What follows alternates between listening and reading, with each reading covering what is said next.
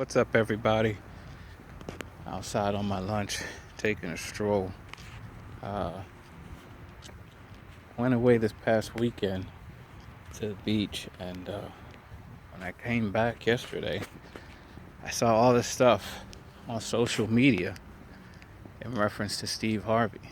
So when I looked into it, I'm like, all right, what's going on with Steve Harvey?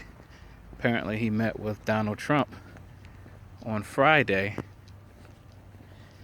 And oh my God, there was a backlash. People calling them sellouts, Uncle Toms, money hungry, and this, that, and the other. And I'm just like, wow, what did he do? And it was just like, he just met with Donald Trump. And I saw one person say, Steve's been very critical of Donald Trump, so how dare he meet with him? And so I'm like, so I saw the thing where Trump and Steve Harvey come downstairs like he's been doing since he won the election, the lobby photo op. And Steve Harvey, I think he said did he say he called him a nice guy or whatever? And of course, people bring up the fact that Trump is upset about people saying that his presidency isn't legitimate without proof. And, they throw back, well, you didn't have proof that Obama wasn't born in this country, but yet you still went on for it up until a couple months ago before you stopped. So, and I get that. But my thing is the backlash from African Americans mostly about him meeting with Trump. I see that D.L. Hughley came out and said something. T.I. came out and said something.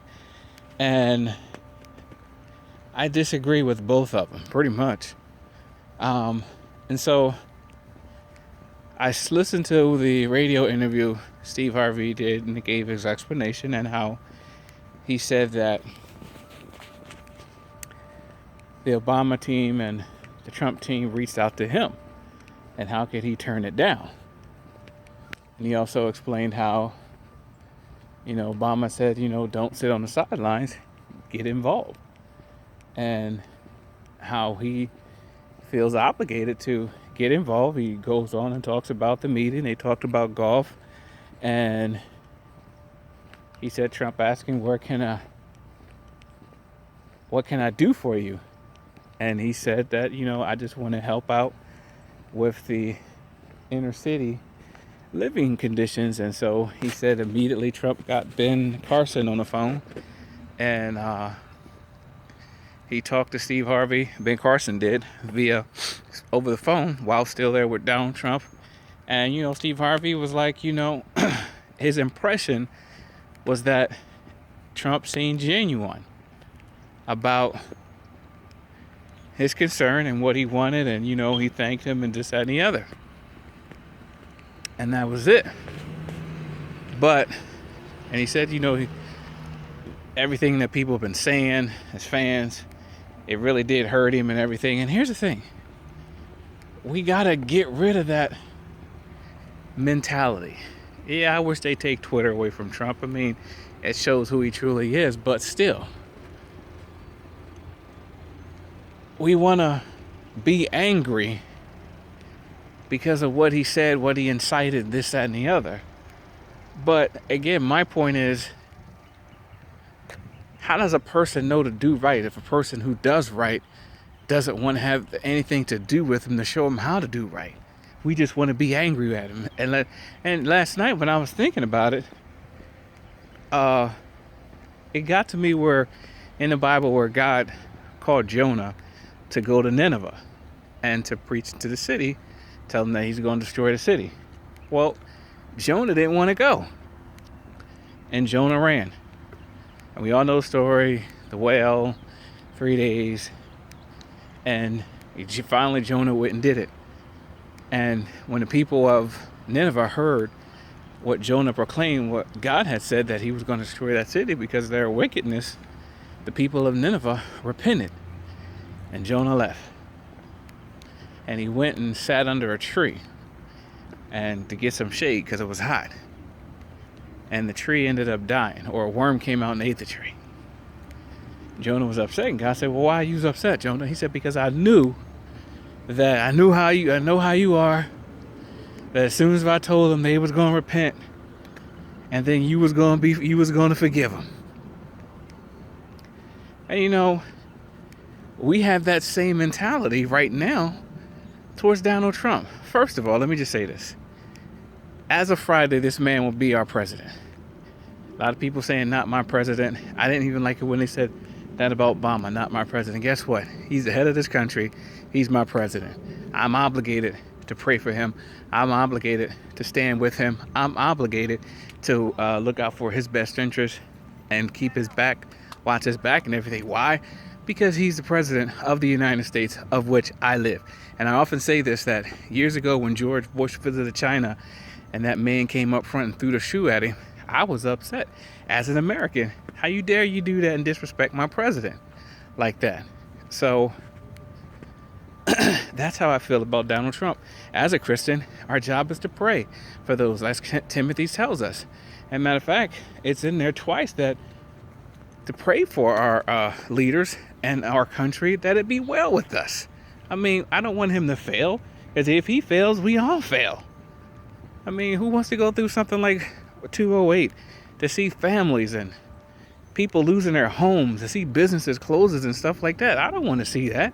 I didn't live during the Great Depression, but 2008, they said it was close to it. And that was hard for a lot of people. We were looking for a home, and we went into some homes where people were just, it's like somebody just came in and made them leave. Stop what you're doing right now and get out.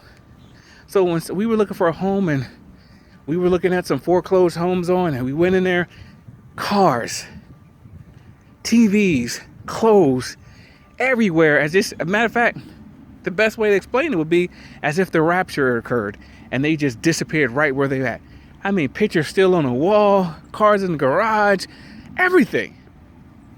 These are people that just lost their home, and the sheriff came and said, you got to go now. To see that, it's horrible. So I'm praying for Donald Trump. But we can't be so judgmental. We're mad at him. So don't talk to him. No. Me being mad at Donald Trump suits Donald Trump, doesn't do him any good.